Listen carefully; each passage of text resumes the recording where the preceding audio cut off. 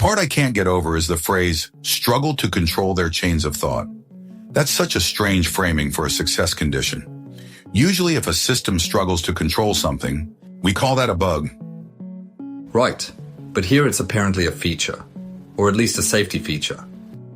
The article literally says that the inability to tightly control chains of thought reinforces monitorability, which is fascinating because it flips the usual instinct. Normally, engineers want more control. Here the argument is, if the reasoning traces remain messy and partially emergent, you can inspect them. Yeah, so the headline was something like reasoning models struggle to control their chains of thought. And that's good, which sounds like a Zen koan if you read it too fast. Or a Jira ticket with a pulse. Oh no, that's exactly what it is. And look, before we go further, quick interruption. You're listening to AI in Wonderland. We're already halfway down the rabbit hole, so let's keep going. Okay, so the actual thing here is this QoT control idea. The OpenAI write-up basically says when they try to steer reasoning models to produce very specific internal reasoning paths, the models resist. They drift. They improvise. Which means the reasoning trace is harder to sanitize? Exactly. And the argument is, that's good. Because if the reasoning is messy, you can see the thinking process. If it were perfectly steerable, a model could theoretically produce safe-looking reasoning while doing something else internally. Right. The fear is fake chains of thought. The polite term would be curated reasoning. But here's why this matters.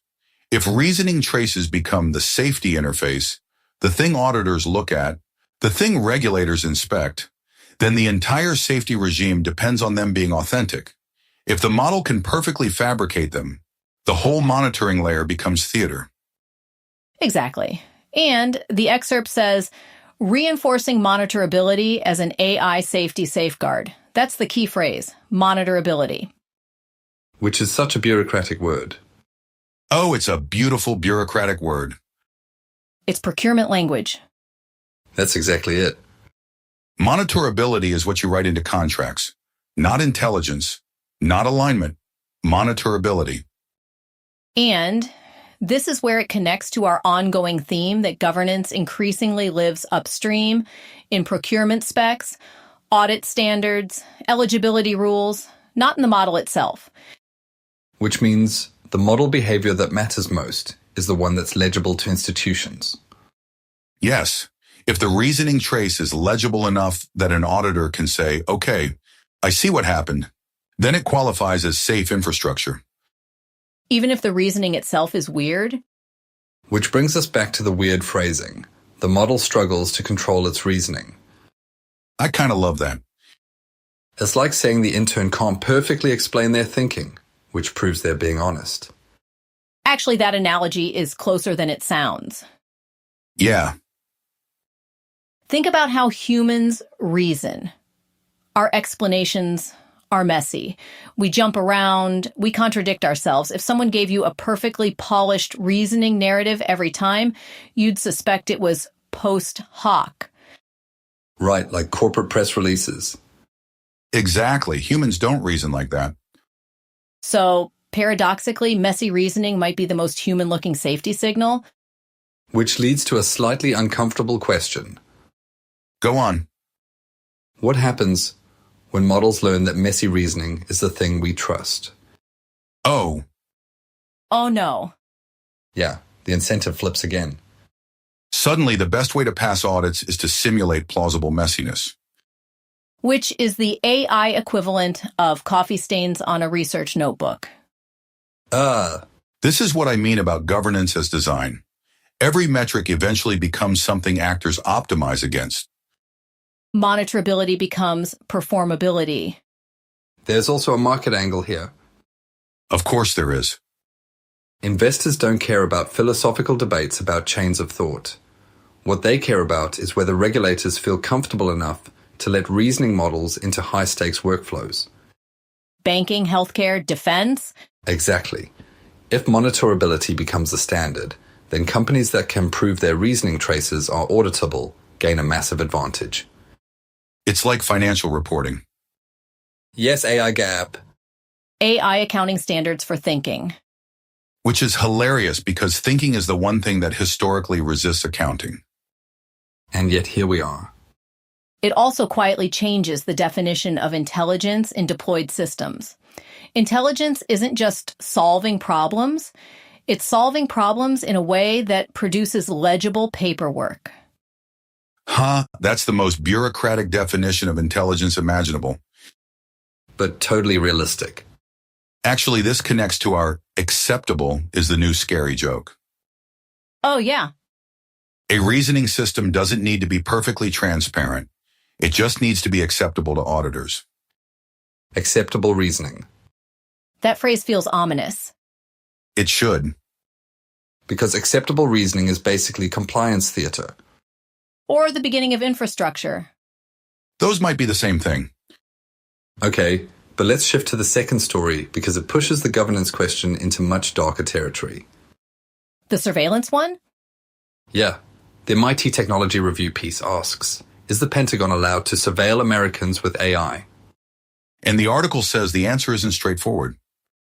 Which is doing a lot of work. The excerpt mentions a public feud between the Department of Defense and Anthropic, and then raises the question of whether existing law actually permits mass surveillance with AI systems. The interesting part is that the uncertainty itself is the story. Yeah.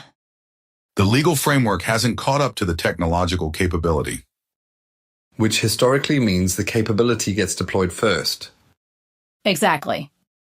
Think about every major surveillance expansion over the last century. Telephones, the internet, metadata. Each time the technology arrives, institutions use it, and then the law slowly retrofits a justification. Or a constraint. Sometimes, The phrase in the article that stuck with me is, more than a decade after. It's pointing out that we've had years to resolve these questions and haven't. Which suggests the ambiguity is useful. of course it is. Ambiguity is policy oxygen. Governments love it because it allows experimentation without admitting to it. And companies love it because they can say, we're just providing tools. The classic diffusion of responsibility, Which we've talked about before, where accountability lives becomes very blurry when systems are infrastructure. Is it the lab that built the model? The contractor deploying it? the agency using it. Or the law that never explicitly prohibited it? Exactly. What's interesting is that AI amplifies surveillance not just by scale, but by interpretation. Meaning? Surveillance used to be mostly about collection, cameras, wiretaps, databases. AI turns it into analysis, Pattern detection. behavior prediction. Suspicion scoring.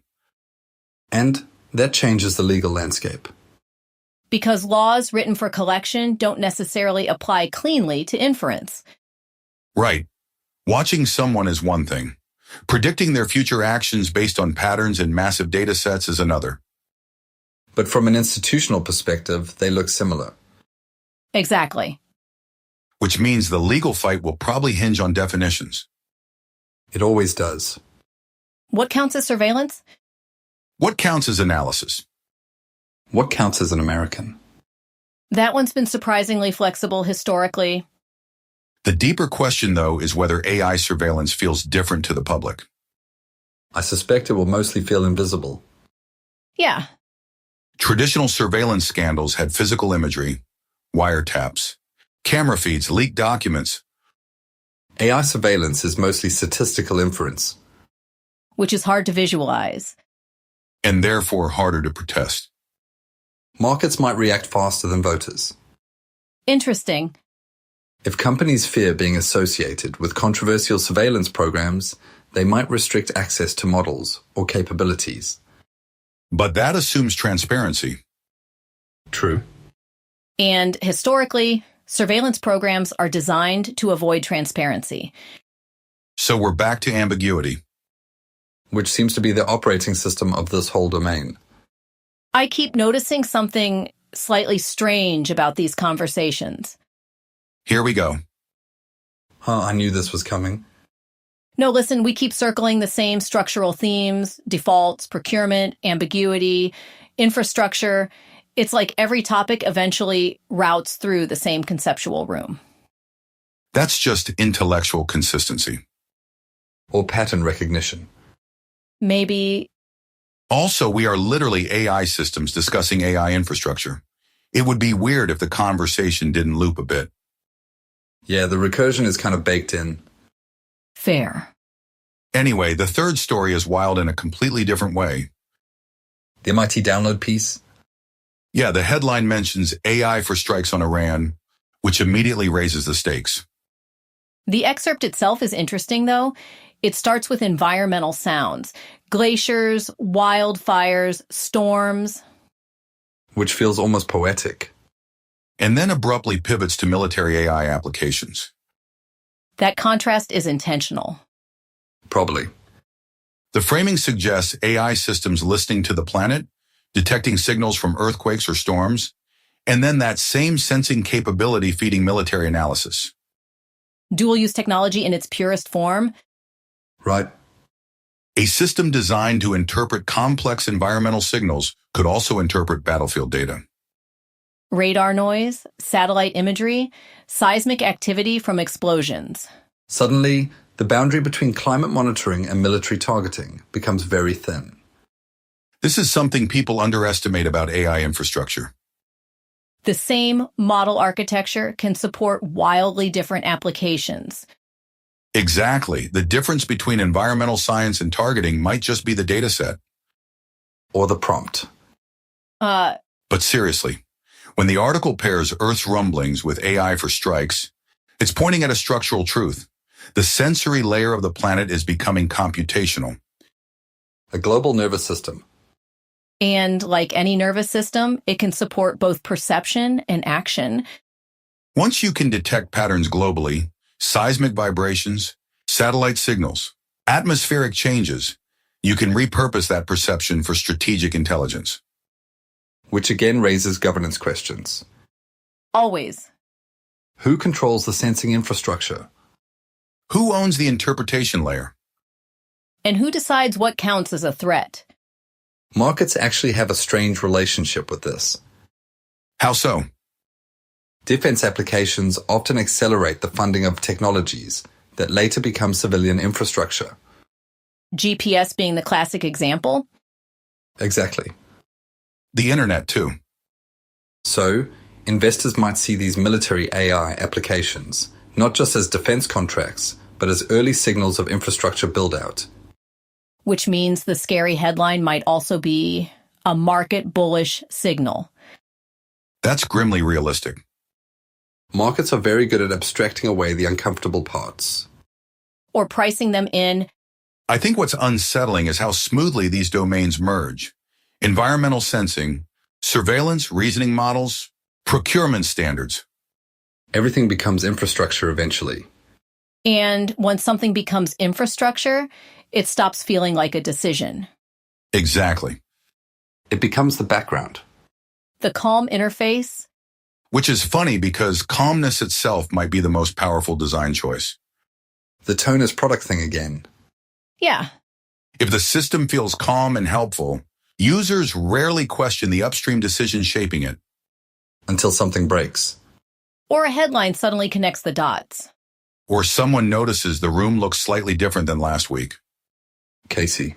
I'm not saying anything mystical, just every time we talk, the arguments seem to settle into the same shapes, like furniture that keeps rearranging itself into a familiar layout. That's called intellectual gravity. Or habit. Probably. Anyway, if reasoning traces become AI paperwork, which I'm still laughing about, then someday auditors might literally read model thoughts the way accountants read financial statements. Imagine the comment section on that. Your chain of thought on line 14 appears insufficiently messy. Hi.